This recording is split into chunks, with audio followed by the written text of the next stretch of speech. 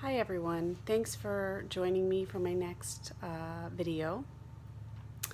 Today we're going to read through Romans 1:24 through 27, and we're going to start to peel back the layers on this text. There's multiple topics that we have to dig deeper into. We won't get to them all in this video. It will be over several videos, but eventually we will discover topics like purity versus impurity, what is natural versus unnatural, what is degrading in an honor-shame culture.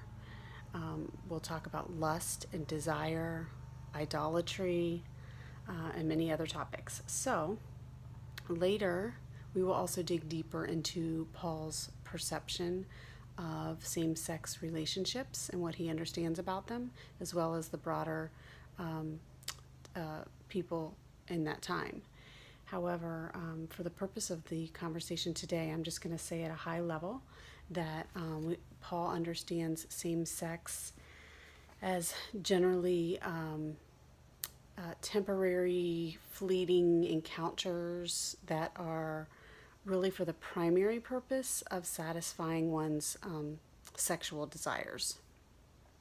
So understanding that this is broadly how they interpret all same-sex relations. That's the lens that we really need to use when we're trying to understand Paul's texts here. So with that framework in mind, let's read the text, and we will be digging into today to desire and lust. The text, Romans 1:24 to 27, says, "Therefore God gave them up in the lusts of their hearts to impurity, to the degrading of their bodies among themselves, because they exchanged the truth about God for a lie, and worshipped and served the creature rather than the Creator, who is blessed forever. Amen. For this reason, God gave them up to degrading passions. Their women exchanged natural intercourse for unnatural, and in the same way, also the men giving up natural intercourse with women were consumed with passion for one another. Men committed shameless acts with men and received in their own persons the due penalty for their error." So, I think the right place to start regarding desire and lust is just making sure everyone is clear on what is desire. And desire is what you'd think it is. It's simply the want of something, the longing for something. Desire itself is neither good nor evil. It really depends on the context that it's put in. And there are actually multiple terms used in this text to denote desire. You heard several words in here like desire, as well as lust, as well as passions. All of these words in the root form come from actually various Greek terms, but all of them meaning the same thing that we just talked about, the longing for something, the wanting of something. There is one word, though, in particular, and it's the word that's used in the very first verse that we read, verse 24, that God gave them up in the lusts of their heart. That's kind of the overarching description of everything else he's going to talk about in that text. And that word has a slightly different meaning. It's epithumia. And epithumia not only means, it has the same meaning of desire, but it also denotes an intense desire, an extreme intensity, kind of an all-consuming passion, something that overtakes your self-control and becomes a priority for you. So anytime in the texts and any of the scriptures that we see epithumia used in a negative sense to denote something that's unholy, that's not a desire, that's not of God's will, and that is self-serving, it is translated then as lust, or sometimes shameful desires.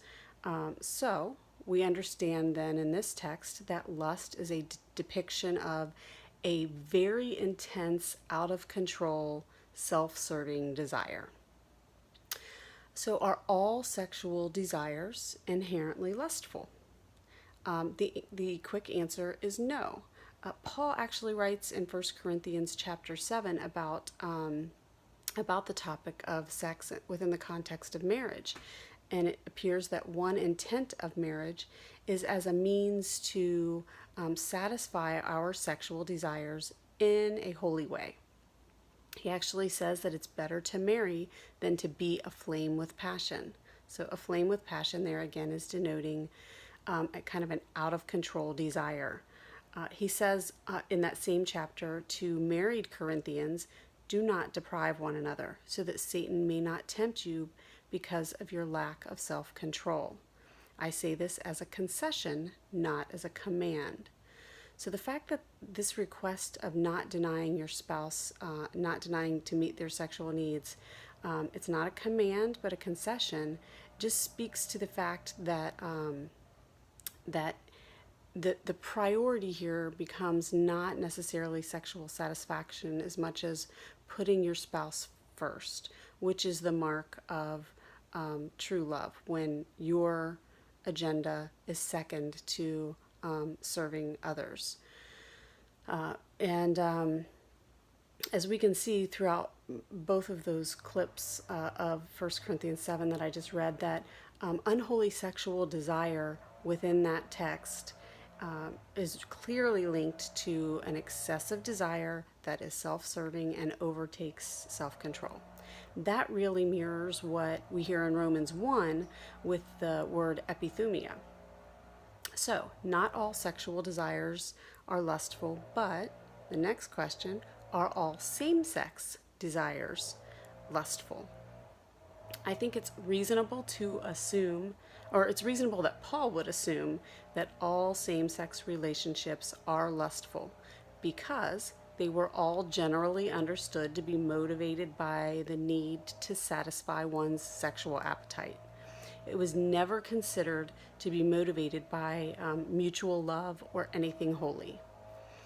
So, while loving, committed, same-sex relations among consenting adults, which will be important in our conversations later, those things may be alluded to in some historical writings, but it is extremely rare, and it is clear that the idea of these committed same-sex relationships are broadly rejected, mocked, and definitely never embraced in society. So then what happens when the relationships today don't look like what Paul in the ancient world understood? What about relationships that aren't driven by sexual desire? Those things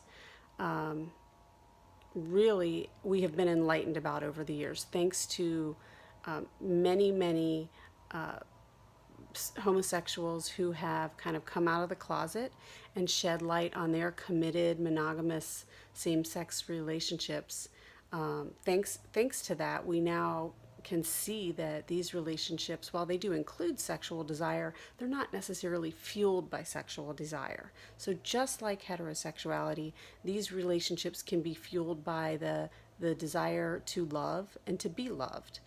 So without question, what Paul describes as lust still exists today. It exists among homosexuals, it exists among heterosexuals, but so do the loving, committed relationships. And so that is the problem. That's what, not anything that Paul had understood about same-sex relationships. So it's the behaviors within these committed, loving relationships that are really central to the debate today. The modern world and Paul, in my opinion, are having two very different conversations, but we're trying to fit Paul's moral logic about these insatiable sexual desires into a different kind of relationship entirely, and it just doesn't fit. And I'm going to give you an example using my own life. Abstinence was not on my radar when I was younger, and when I look back and think about sexual relations with my husband prior to our marriage, they were absolutely driven by, the uncontrolled hormones, the selfish desire to satisfy our own sexual wants and needs. All of this would fall into the category of lust. But now, even though it's the same two people, the same acts,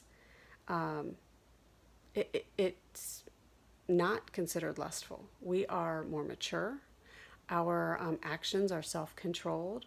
And even though the same actions might still have a influence of sexual desires and passions, there's still an overarching priority of love towards one another. And it all happens in the context of a mutually beneficial, committed marriage. So same people, but totally different context and totally different implications. So we haven't yet tackled whether or not homosexuality is inherently sinful, just by the idea that it is against what is natural. But we will tackle that. That aside, it is definitely reasonable that the uncontrolled, self-serving lust that Paul uses to kind of umbrella all the behaviors in this text doesn't really pertain to the committed relationships motivated by love that are central to the debate today. Thanks. I'll see you next time.